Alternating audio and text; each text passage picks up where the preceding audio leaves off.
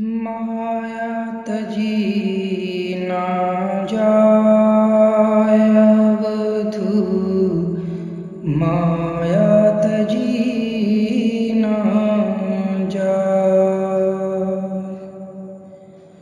ग्रह को तज के बस्तर बांधा, बस्तर तज के फेरी।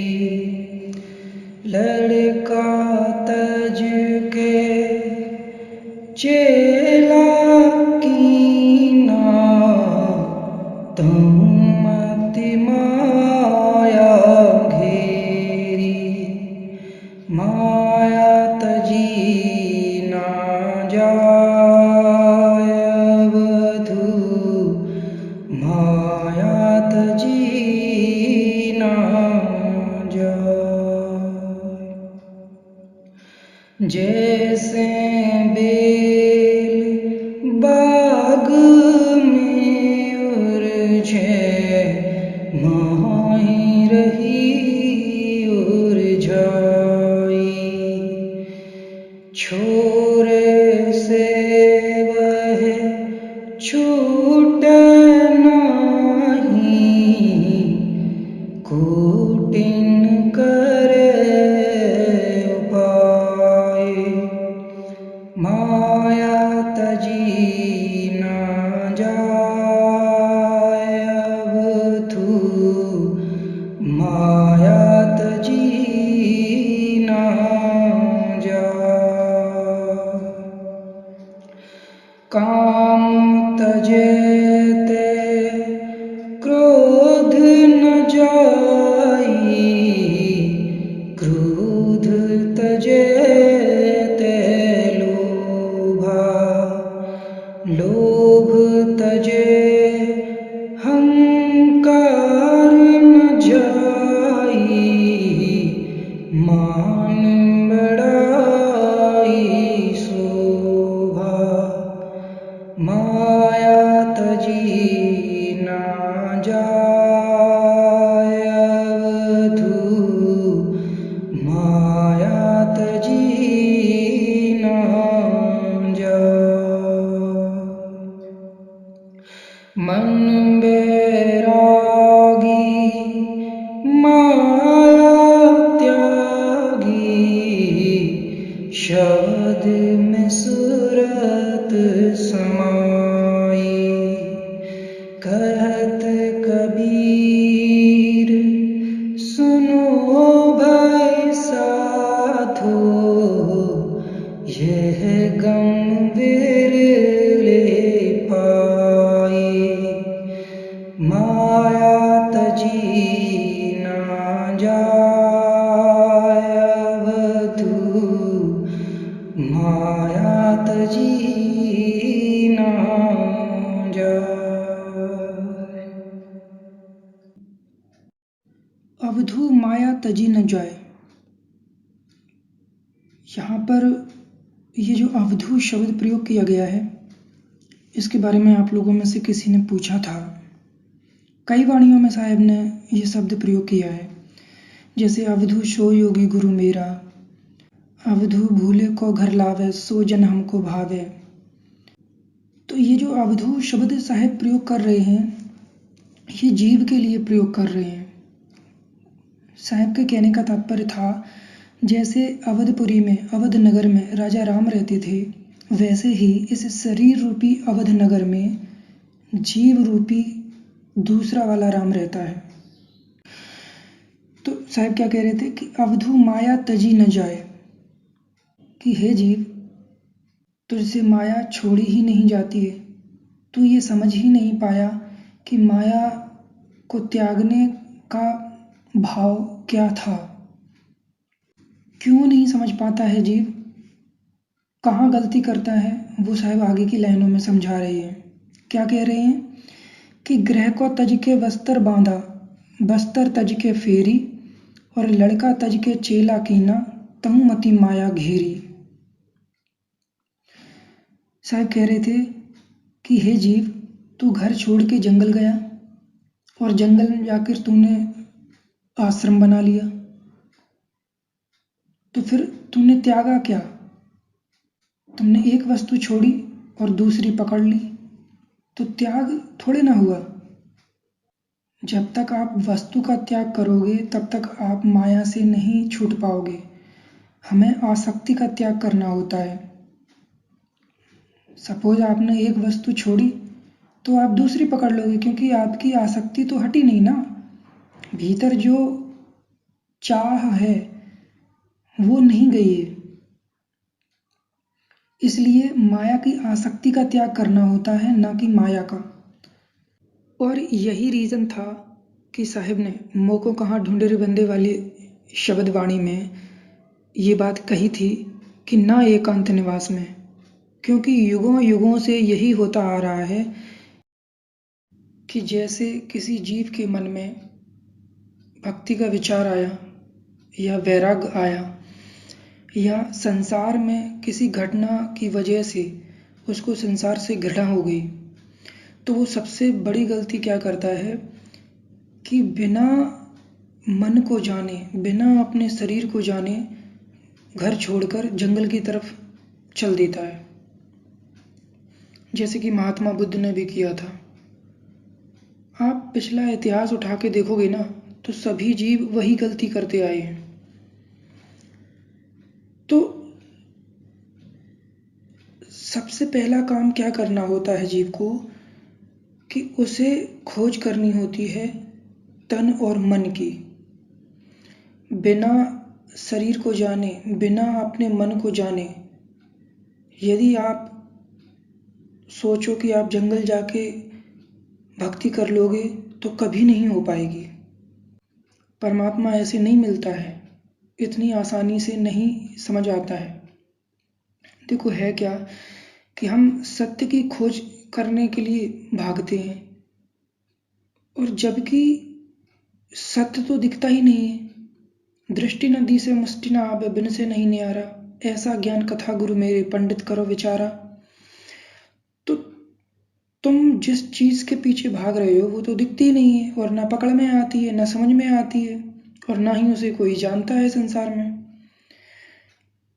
तो जीव को जो करना होता है वो ये होता है कि माया को जानना होता है, क्योंकि माया दिखती भी है, पकड़ में भी आती है, समझ में भी आती है, और संसार के सभी लोग उसको जानते भी हैं। तो हमें सत्य को खोजने की बजाय झूठ को पहचानना होता है। यदि आपने झूठ को पहचान लिया तो जो शेष बचेगा वो सत्य होगा। इस संसार में दो ही चीजें हैं, या तो परमात्मा है या माया है। तो परमात्मा को खोजने की बजाय माया को जानकर उसका त्याग कर दो, तो अपने आप परमात्मा दिख जाएगा। तो हमें जंगल की तरफ भागने की बजाय अपने तन और मन को समझना होता है, जानना होता है। जियत कोई समझे नहीं, मुआ न कह संदेश, तन मन से परिचय नहीं, ताकों कहा उपदेश। यदि तुमने शरीर और मन की खोज नहीं करी तो तुम्हें न तो कोई समझा पाएगा और ना ही तुम किसी की बात समझ पाओगे। तो कोई भी जीव ऐसी गलती ना दोहराए, इसलिए साहब ने वहां कह दिया था कि ना एकांत निवास में। वो परमात्मा सर्वव्यापी है, हरि व्यापक सर्वत्र समाना, प्रेम से प्रकट होए मैं जाना। स्वयं को जानने के बाद ही परमात्मा आपको सब जगह दिखेगा, अन्यथा नहीं दिखेगा। इसी बात को गीता में कहा गया था कि कर्म योग सबसे श्रेष्ठ योग है। संसार में रहकर संसार से उदासीन होना ही कर्मयोग है। जैसे जल में कमल रहते हुए भी जल से अलग रहता है। तो साहब समझा रहे थे कि ग्रह को तज के बस्तर बांधा, बस्तर तज के फेरी। तुमने घर त्याग के जंगल गए, वहाँ आश्रम बना लिया, और आश्रम बनाने के बाद तुम इधर उधर लोगों के घरों में चक्कर लगाने लगे, फेरी लगाने लगे, गुरु बनने लगे। अपनी संतान छोड़कर आए थे और जंगल में आप हजारों शिष्य बनाने लगे। छोड़कर एक आए थे और बन गए हजारों से। सतगुरु की माने नहीं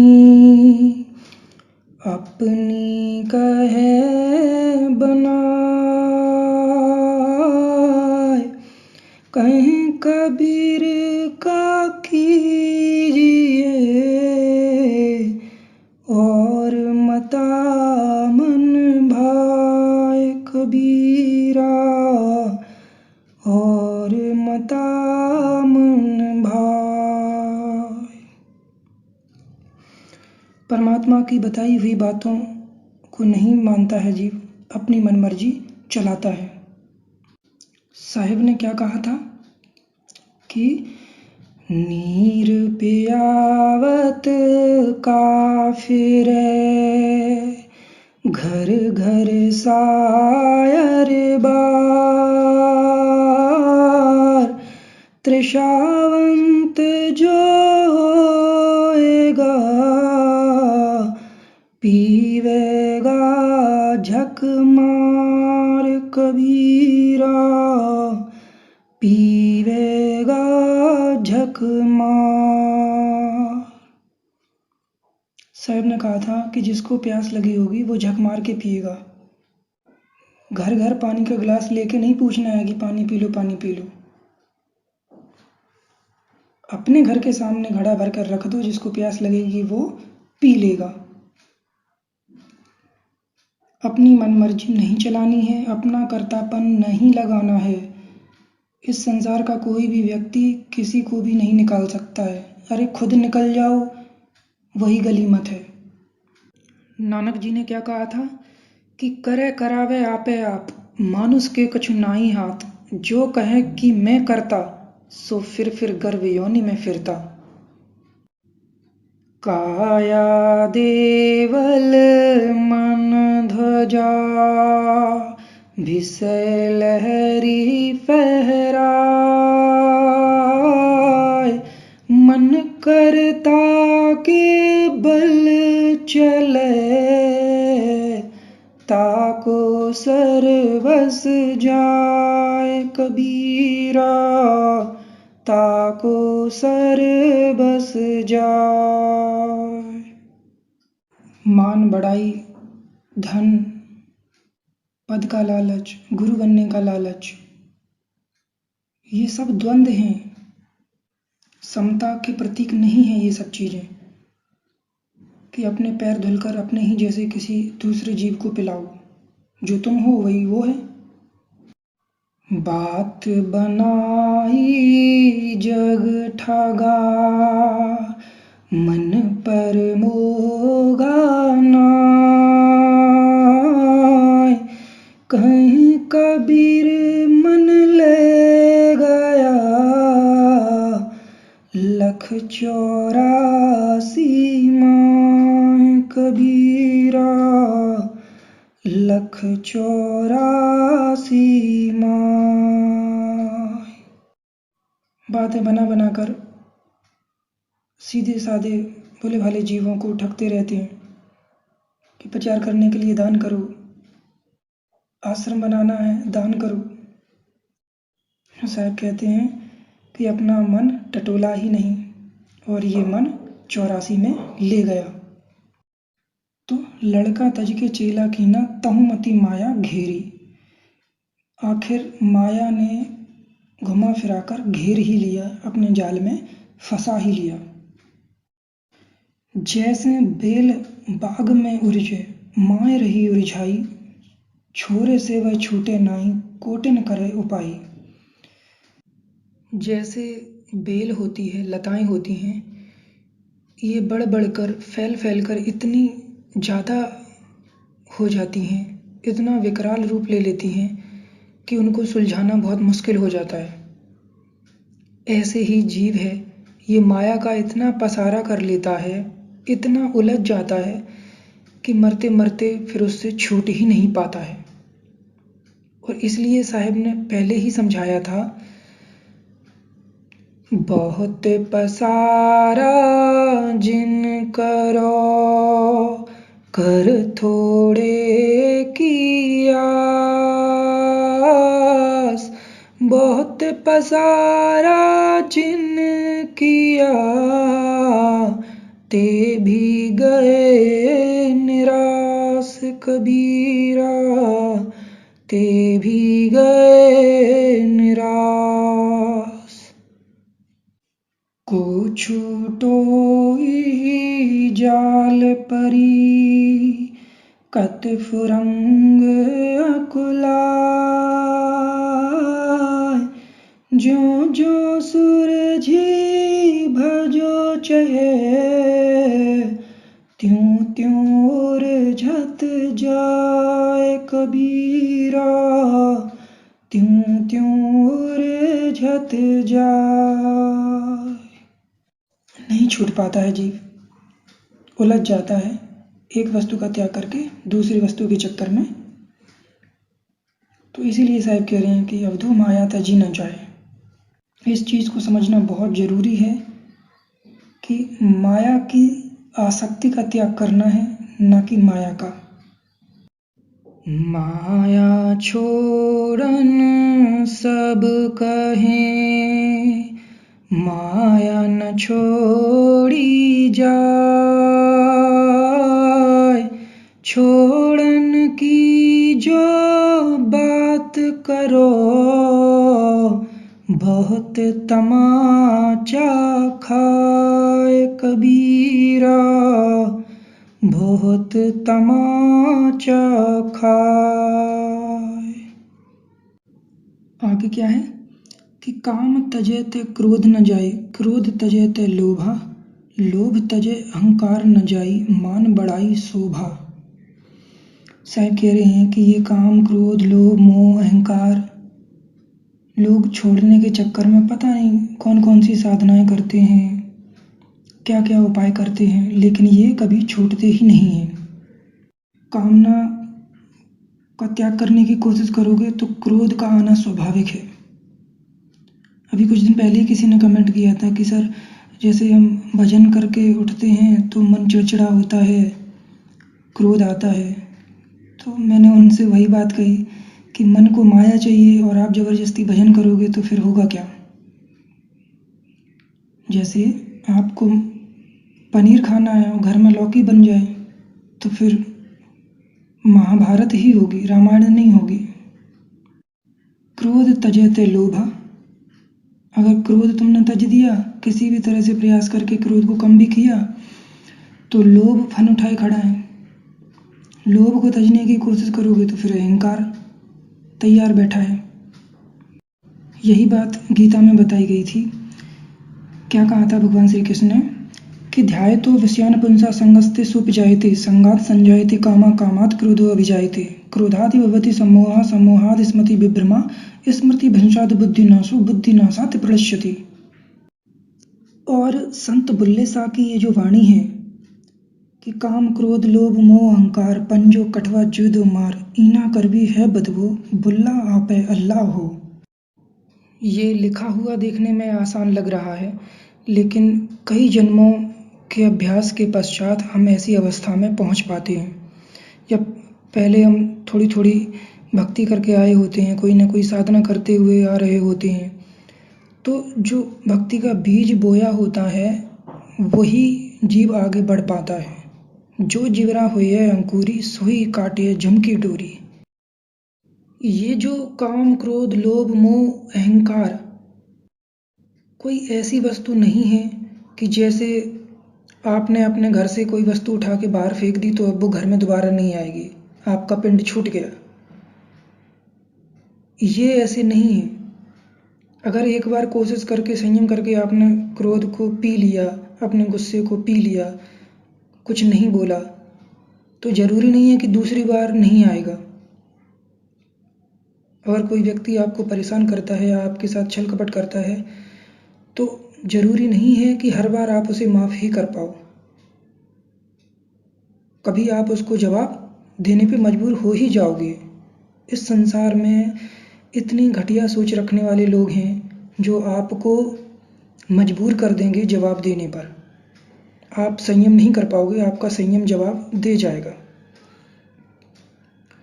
इसलिए साहब ने कहा था, मन को मेरे तक जान कर मत मानो विश्वास कबीर तब लग भय करो जब लग पिंजर बास कबीरा, जब लग पिंजर बास।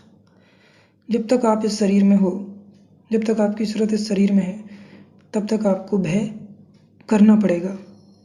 तब तक आप ये मत सोचो कि आप ज्ञानी हो गए हो तो मुक्त हो गए हो। आप कोई सिर के ऊपर ध्यान लगाकर कोई साउंड सुनने लगे हो तो आपको अब मुक्ति मिल गई है, अब आप अमर हो गए हो। ये सब गलत फहमियाँ हैं। पाकी खेती देख कर गर्व किया किसान, अजहूँ झोला बात है, घर आवे तब जान कबीरा, घर आवे तब जान। देखो, वही चीज़ साहब समझा रहे हैं इस वाणी में, किसान का उदाहरण देके। वो कह रहे हैं किसान से कि पकी हुई फसल देखकर खुश मत हो, जब तक वो कट के अपने घर ना आ जाए तब तक कुछ भी हो सकता है। कहने का तात्पर्य है कि we should not rest assured as anything can be happened till last moment. चलिए आगे क्या कह रहे हैं कि बुल्ला आपै अल्लाह हो। इस तरह की वाणियाँ देखकर ही लोग अपने आप को कबीर का अवतार बताने लगते हैं, मुक्तिदाता बताने लगते हैं। और इनको ये तक नहीं पता कि कबीर कौन थे। कबीर पंथ चला रहे हैं, गुरु भी बन गए हैं और सब ऐसे ही चल रहा है, कुछ पता ही नहीं है। यहाँ जो कहा जा रहा है कि बुल्ला आपै अल्लाह हो, इसका मतलब ये नहीं था कि तुम परमात्मा हो जाओगे। इसका मतलब था कि आप अद्वैत भाव में आ जाओगे। हम परमात्मा मय होने पर भी परमात्मा नहीं बन सकते हैं, क्योंकि वो शक्ति पूरी सृष्टि चला रही है। तो इसलिए हमें ये सपने में भी नहीं सोचना चाहिए कि हमने काम, क्रोध, लोभ, मोह, अहंकार को जीत लिया है। इनको जीतना तो बहुत दूर की बात है।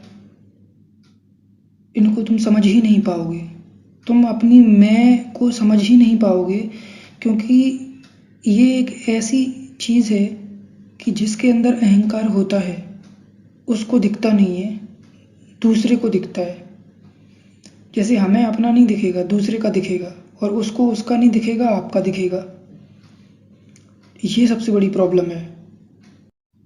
तो जब हम धीरे धीरे भक्ति करते हैं, कई जन्मों का अभ्यास हो जाता है, हमारे मन को संयमित करने का अभ्यास करते हैं, किसी ना किसी तरीके से हम भक्ति करते आ रहे होते हैं, तो तब परमात्मा फिर किसी ना किसी तरीके से सहायता करता है। तब कहीं जाकर हम इस चीज़ से पीछा छुड़ा पाते हैं। अपने बल से हम कुछ भी नहीं कर सकते। तो हमें मान बढ़ाई के चक्कर में नहीं पड़ना है, ज्ञान का अहंकार नहीं करना है, यही ले डूबता है। माया तजी तो का हुआ, मान तजा नहीं जाए, पीर पैगंबर हालिया, मान सबन को खाए कबीरा, मान सबन को खाए। चलिए आगे क्या है कि मन बैरागी माया त्यागी, शब्द में सुरत समाई। साहब कह रहे हैं कि मन में पूर्ण बैराग होना चाहिए। किसी को देखकर आप भक्ति नहीं कर सकते हो। संसार में सबसे बड़ा प्रॉब्लम ये होता है कि हम दूसरों को सुनते हैं, सत्संग सुनते हैं या दूसरों को देखते हैं तो हम उससे इम्प्रेस हो जाते हैं और हमारे अंदर थोड़ी सी लगन आ जाती है भक्ति की, तो हमें ऐसा लगता है कि हम भी भक्ति कर रहे हैं। मैंने आपसे कहा भी था कि देखा देखी भक्ति का कबहू न चढ़सी रंग, विपत पड़े यो छाणसी, ज्यों केंचुल तजत भुजंग। ये जो भक्ति है, वैराग्य है, संसार से उदासीनता है, ये कई जन्मों के अभ्यास से आती है। आप जबरदस्ती अपने मन को उदासीन नहीं कर सकते हो।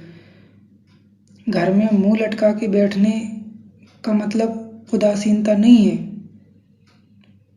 मन का उदासीन होना एक अवस्था है जो स्वतः उत्पन्न होती है उसके अभ्यास के बाद। अगर पहले आपने माया की आसक्ति का त्याग करने का अभ्यास नहीं किया है किसी भी जन्म में, तो इस बार तो छूटने से रही। ये लिख के रख लो। जब जीव पूर्ण भाग लिखा के आता है तब परमात्मा सहायता करते हैं, तब वो इस माया से पीछा छुड़ा पाता है। और जब उसकी माया छूट जाती है, मैं और मेरी छूट जाती है, तो क्या होता है कि शब्द में सुरत समाई, वो जीव परमात्मा से मिल जाता है, वो सुरत शब्द में समा जाती है। तो सहज होना है, हमें अपना हठ नहीं करना है कि हम परमात्मा को पा लेंगे। नहीं पा सकते हो। वो परमात्मा खुद आता है अपने सच्चे जीव हंसों के पास। कहत कबीर सुनो भाई साधु, यह गम विरले पाई। साहब कह रहे हैं कि जीवो, ऐसी स्थिति कोई विरला सूरवीर हंस ही पाता है, सबके बस की बात नहीं होती है। और इन आश्रमों में भीड़ देखकर तो मुझे हंसी आती है। इन सबको ऐसा लगता है कि हम आश्रम में जाकर सिर के ऊपर बिंदु पता कराए तो अब हम मुक्त हो जाएंगे। सिर के ऊपर ध्यान लगाकर कोई साउंड सुनाई देने लगा, कोई धुन सुनाई देने लगी, तो ऐसा लगता है कि बस हम मुक्त हो गए। ना तो सहज धुन का पता है उनको और ना ही परमात्मा का पता है, ना ध्यान विधेय का पता है कि होता क्या है। करोड़ों में कोई एक विरला सूरवीर हंस ही इस भवसागर से निकल पाता है। ग्रंथ के ग्रंथ भरे पड़े हैं जो यही कहते रहते हैं। तो अपने तन और मन की पहले खोज करो, माया को जानो, उसके बाद उसकी आसक्ति का त्याग करो, तब कहीं आप जाओ। अगर आपको जाना है तो बिना खोज किए कहीं नहीं जाना है, ना जंगल में, ना आश्रम में, और ना ही नौकरी छोड़नी है, ना ही कुछ भी नहीं छोड़ना है जब तक आप खोज ना कर लो तब तक। ठीक है, चलिए। सतगुरुदेव सतपुरुष कबीर साहिब की जय।